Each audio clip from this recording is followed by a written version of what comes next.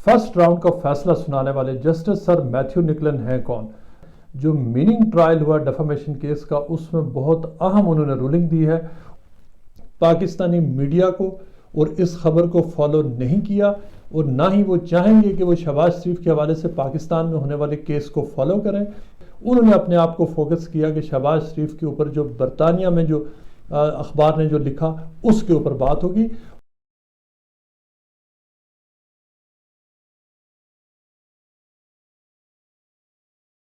Daily Mail David روز اور شہباز شریف کے درمیان ڈیفامیشن کیس میں فرسٹ راؤنڈ کا فیصلہ سنانے والے جسٹس سر میتھیو نکلن ہیں کون؟ جسٹس میتھیو نکلن کا نام اس وقت گونج رہا ہے ہر طرف، اور اس کی وجہ یہ ہے کہ جسٹس سر میتھیو نکلن نے جو میننگ ٹرائل ہوا ڈیفامیشن کیس کا، اس میں بہت اہم انہوں نے رولنگ دی ہے، اور انہوں نے پورے کیس کی ایک ڈائریکشن سیٹ کر دی ہے، ایک ڈٹرمنیشن دے دی ہے کہ کیس ایکچولی جو بہت پھیلا ہوا تھا کیس، اس کو انہوں نے ایک بالکل بند گلی میں ڈال دیا ہے کہ اب صرف نیرو کیا اس کا دونوں پارٹیز کے لیے،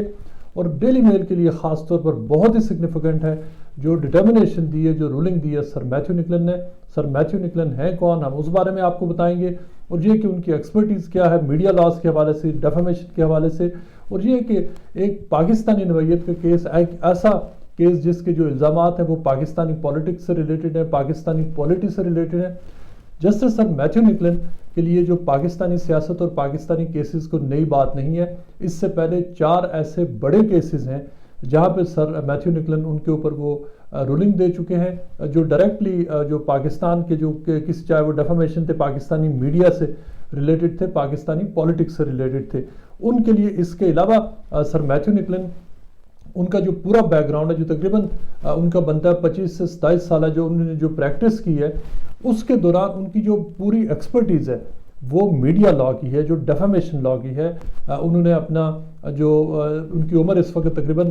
50 سال بنتی ہے، لیکن ان کا شمار برطانیہ کے ان چند ججز میں ہوتا ہے جن کو ایکسپرٹ مانا جاتا ہے، اور جو بہت ابھی سے نہیں بلکہ بہت پہلے سے، تقریباً آج سے 18 سے 20 سال پہلے جب وہ انہوں نے یہ میڈیا لاء کو باقاعدہ طور پر انہوں نے ڈیفینڈ کرنا شروع کیا کلائنٹس کو، اس وقت سے سر میتھیو نکلن نے ان کی میڈیا لاء کے حوالے سے ایک لیجنڈری حیثیت ہے۔ ان کا تعلق 5 RB چیمبرز سے ہے۔ 5 RB چیمبرز برطانیہ میں میڈیا لاء کے حوالے سے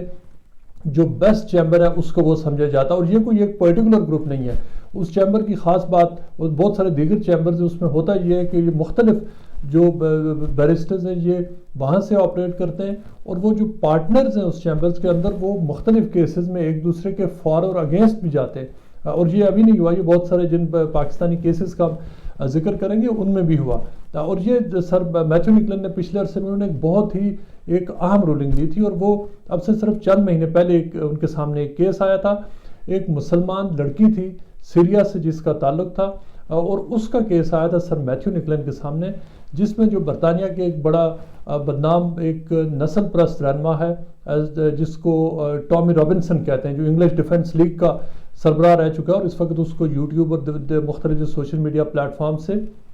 اس کو پابندی لگ چکی ہے۔ جمال حجازی لڑکی کا نام تھا، اس کا کیس آیا تھا سیرین لڑکی کا، اور جو نسل پرست رہنما ہے اسٹیفن لینن جس کا نام ہے لیکن ٹامی رابنسن کے نام سے جانتے ہیں، اس نے ایک فیس بک ویڈیو کی تھی۔ فیس بک ویڈیو میں اس نے ایک فیس بک ویڈیو سب سے پہلے آئی جس میں دیکھا جا رہا ہے کہ جو مسلمان سیرین ریفیوجی لڑکی ہے اس کو ایک سکول میں بڑا بری طرح سے مارا جا رہا ہے، اور اس کو مختلف لڑکیاں چونکہ اس کا وہ سیریا سے تھی، اس حوالے سے نسل پرستی کی بنیاد پر اس کے اوپر بہت زیادہ اس کے اوپر تشدد ہو رہا تھا، لیکن اس میں پھر جو اسٹیفن لینن نے اس کا اپوزٹ ورژن دیا، اور اس نے کہا کہ اس لڑکی کو یہ بات غلط کہنا غلط ہے کیونکہ اس کو انگلش لڑکیاں مار رہی تھی۔ اس نے کہا کہ یہ لڑکی وائلنس میں انوالو تھی، اور یہ کہ شاید وہ ان کے اوپر سٹیبنگ کرنے لگی تھی، اور یہ کہ اس نے فائٹ کی اور یہ وائلنس میں انوالو تھی، اور اس طرح کی مختلف باتیں اس نے کی۔ اس حوالے سے یہاں پر بہت بحث چلی تھی، اور جب سر میتھیو نکلن کے سامنے یہ کیس گیا، اس لڑکی کے جو والدین نے اس کو سو کیا، تو وہاں جا کر اس میں ایک خاص طور پر، چونکہ یہ ڈیبیٹ اس قسم کا تھا کہ کمپلیکس کیس تھا اور بڑا لوگ اس کو دیکھ رہے تھے کہ اس کے بارے میں وہ کیا کہتے ہیں، سر میتھیو نکلن نے اس کیس کو نیرو کیا، اور انہوں نے یہ کہا کہ جو ٹامی رابنسن ہے اس نے لڑکی کے اوپر ڈائریکٹ ایلیگیشن لگایا کہ اس نے ایک جو وائلنٹ اسالٹ تھا، جو پرتشدد کارروائی تھی، یہ کہ نہ صرف اس میں حصہ لیا بلکہ اس نے ایک اور لڑکی کو چھری مارنے کی بھی دھمکی دی۔ انہوں نے اس کیس کو نیرو کرتے ہوئے یہ کہا کہ جو جمال حجازی کے بارے میں جو نومبر 2018 میں جو کیس آیا تھا، انہوں نے کہا تھا کہ اس کی صرف ایک ڈیفینیشن بنتی ہے، اور وہ یہ ہے کہ اس کے اوپر اسپیسیفک ایلیگیشن یہ لگا تھا کہ اس نے اسپیسیفکلی وائلنس میں حصہ لیا ہے، اور یہ کہ اس نے اسپیسیفکلی تھریٹن کیا کہ وہ چھری مارے گی۔ انہوں نے کہا کہ یہ کیس کی ڈائریکشن ہونی ہے۔ اس کے اوپر بعد میں اوبیسلی ٹامی رابنسن کے جو وکلا تھے وہ اس پہ کیس ان کی حمایت میں نہیں گیا تھا، اور وجہ اس کی یہ تھی کہ انہوں نے بڑی ڈیلی مرر کا اور مختلف اخباروں کا ہیکنگ سکینڈل تھا، اس میں وہ ایز اے ڈیفنس لائر پیش ہوئے تھے۔ جو شہباز شریف اور ڈیوڈ روز کے درمیان جو کیس ہے اس میں بہت ہی انہوں نے دلچسپ ریمارکس دیے۔ انہوں نے کیس شروع ہونے سے پہلے، ہم کورٹ روم میں موجود تھے جب انہوں نے شروع کیا، اور انہوں نے سب سے پہلے 10 منٹ کے اندر انہوں نے کہا،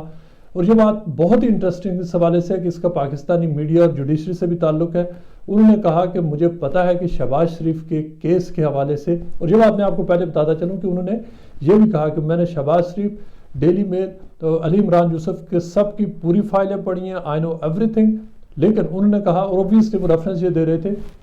کہ ڈیلی میل نے جو بعد میں ڈیفنس میں یہ ڈالا تھا کہ شہباز شریف پہ کیسز پاکستان میں چل رہے ہیں۔ سر میتھیو نے یہ کہا کہ انہوں نے پاکستان کے کیسز کے بارے میں ان کو پتا ہے کہ وہاں پر پروسیڈنگز چل رہی ہیں، لیکن انہوں نے اس بات کو سٹریس دے کر کہا کہ انہوں نے ڈیلیبریٹلی، یعنی جان بوجھ کر پاکستانی میڈیا کو اور اس خبر کو فالو نہیں کیا، اور نہ ہی وہ چاہیں گے کہ وہ شہباز شریف کے حوالے سے پاکستان میں ہونے والے کیس کو فالو کریں، نہ وہ اس بارے میں جاننا چاہتے ہیں اور نہ جاننے کی کوشش کریں گے اور نہ ہی جانیں گے۔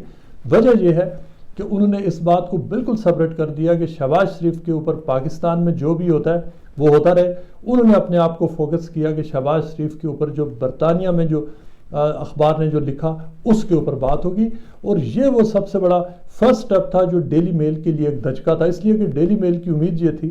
کہ وہ جج کو یہ اس بات پر لانے میں کامیاب ہو جائیں گے کہ جو شہباز شریف کے اوپر کیسز پاکستان میں چل رہے ہیں، ہماری جو انویسٹیگیشن تھی وہ فرسٹ سٹیپ تھی، ہم نے منی لانڈرنگ، کک بیکس اور کمیشن ڈسکور کیے، ہم نے اس کو پبلک انٹرسٹ میں چھاپا، چونکہ برطانوی منی وہاں سے چھپائی گئی تھی، چوری ہوئی ہے، شہباز شریف اور ان کی فیملی نے کی ہے، اور اب پاکستان میں ان کا ٹرائل ہو رہا ہے اور وہاں سے ان کی کنوکشن ہو جانی ہے۔